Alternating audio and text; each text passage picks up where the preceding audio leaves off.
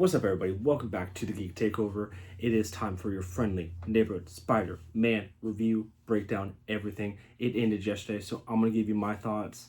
I can't believe I'm back at this again. I'm 2 for 2 so far, which is crazy. And we're going to just jump right into this. I'm going to break this down into 5 parts. We're going to talk about the pros, the cons, the breakouts, breakout performances, takeaways, and what's next. And then at the end, I'm going to give you my series review. So let's start first with the pros. The pros is we finally have a new Spider-Man show for our generation. You know, we had the 90s kids. You had something with Spectacular Spider-Man, which was canceled, unfortunately, because that would have been a really good show for our generation. And now we have Friendly Neighborhood Spider-Man. And I think 10 episodes in, it did more in 10 episodes than what Ultimate Spider-Man tried to do. So that's the main pro that I have about this, as well as this show is literally a comic book come to life. Like, I mean, you can literally, it's a comic book. I don't know how to explain it besides that. It's like I went to my local comic store, picked something up, read it, boom, this is what came out. It's amazing. I would love if we get more like this. If we get, you know, like an Avengers cartoon, Daredevil, he's in the show, give us a Daredevil cartoon like this. That would be insane. I also loved a lot of the retro looks, like Doctor Strange kind of looked retro. Spider-Man, for the most part, kind of looked a little classic. That was really nice and different design than what we have in the MCU. Which, speaking of the MCU, the tie-ins, this was like when people say a time traveler moved a chair a centimeter to the left, this is what happens. The butterfly effects are insane. You know, this takes place roughly around the time of Civil War, around the time that he was introduced into the MCU. And at this point, we are getting stuff like the airport battle of Germany. We're getting the Sokovia Accords. We're getting Cap on the Run. All of this is happening without Spider-Man. So it makes me really interested to see what other tie-ins they will have. Will we have... Well, enjoy the Sonic ad, not paid in any way, shape, or form. Hopefully I don't get copyright striked. I lost my train of thought. Sorry, guys. The MCU. Yeah, I wonder are we gonna get Thanos? Are we gonna get the snap? I don't know, but that'd be kind of cool if we do.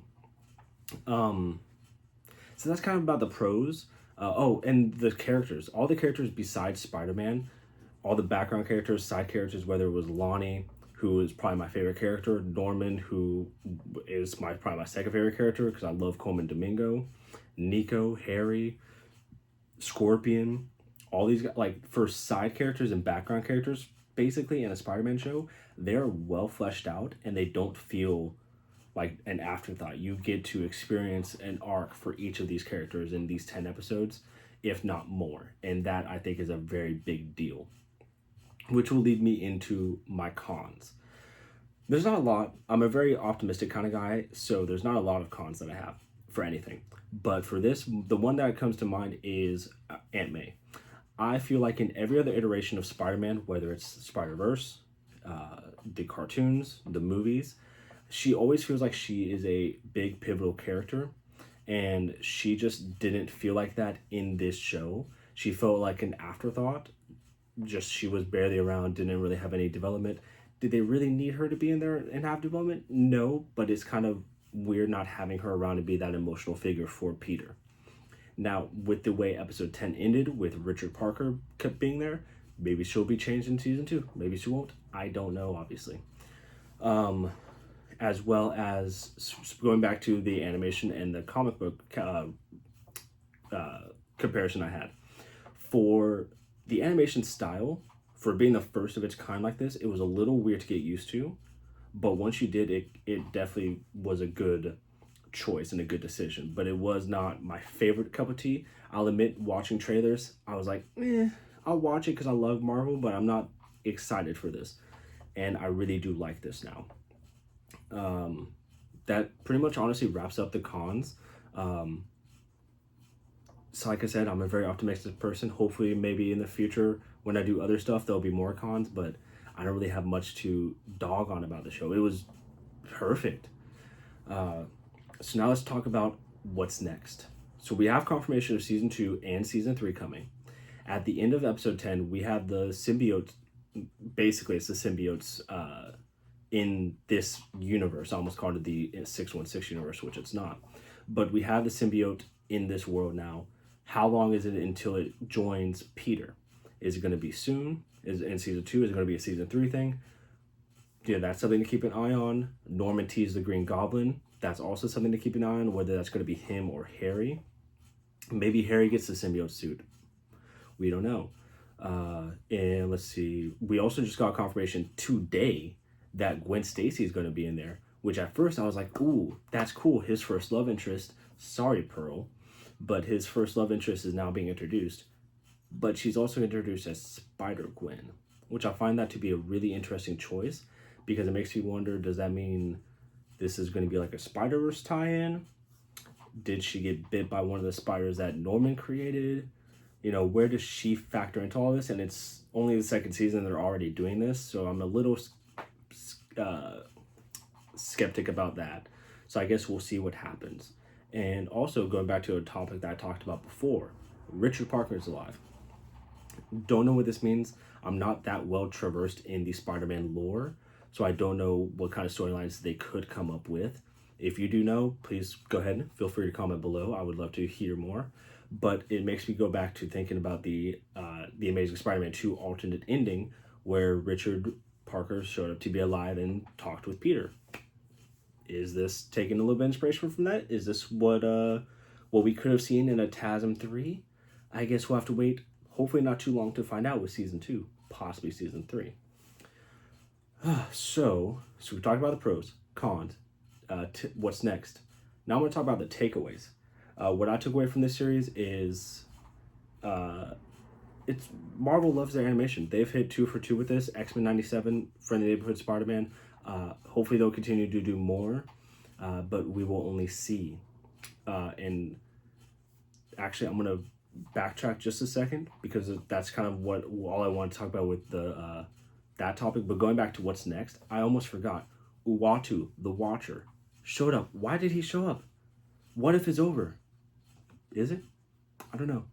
Is he going to connect this to Secret Wars? Is he going to... Does it matter?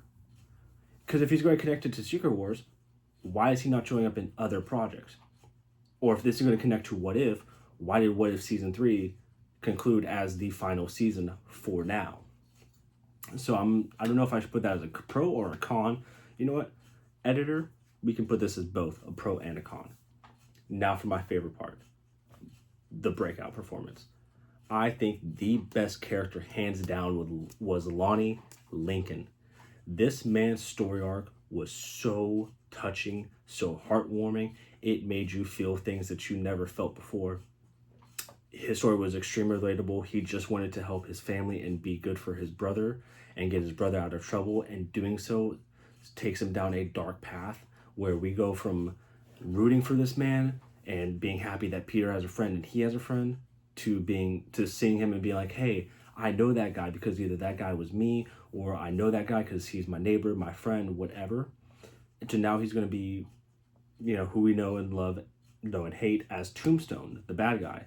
So that's also going to be a very powerful fight scene when we, or not fight scene, but arc when we get to that, whenever he becomes Tombstone fully versus Spider-Man. So those are my really brief thoughts about this show. I loved it.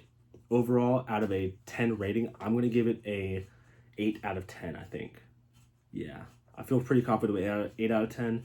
This is going to lead us right into Daredevil being the next Marvel TV show coming out in 2 weeks on March 4th.